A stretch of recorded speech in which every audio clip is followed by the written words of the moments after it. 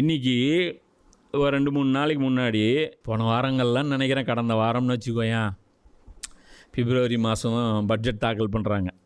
எல்லோரும் மாநில அரசு, மத்திய அரசு எல்லாருமே பட்ஜெட் தாக்கல் பண்ணுறாங்க.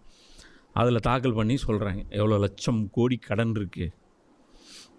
இவங்க வரும்போது அது என்னமோ இப்போல்லாம் வந்து அந்த நம்பர்ஸ் வந்து இப்போது கால்குலேட்டரில் டிஜிட்டல் இப்போது அந்தளவுக்கு இப்போ சிரமமாக போச்சு.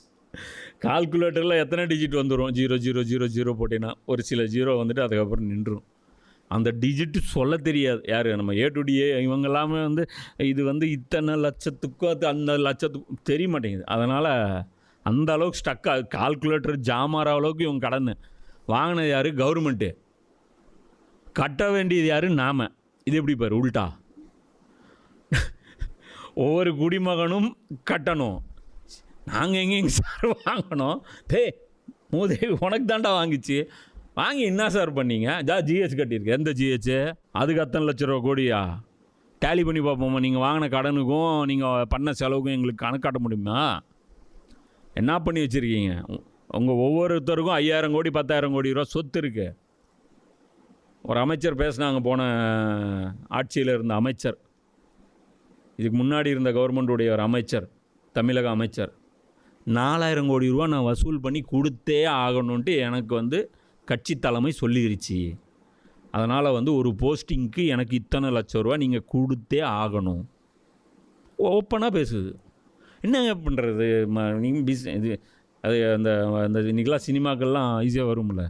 முதல்ல மாதிரி இல்லைங்க. இன்றைக்கெல்லாம் வந்து அரசியல் நிலவரம்லாம் வந்து வேறு மாதிரி ஆச்சு. ரொம்ப காஸ்ட்லிங்க எம்எல்ஏ சீட்டு.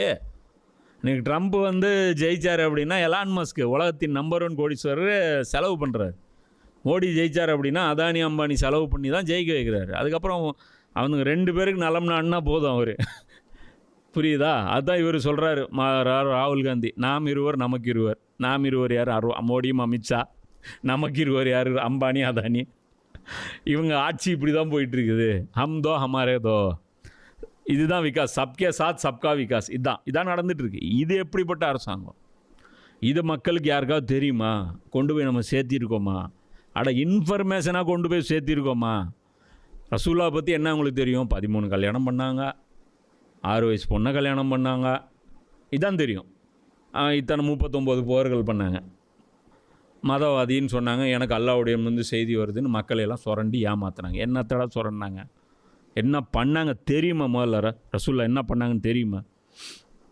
அப்போது இது புரிஞ்சுக்கணும்.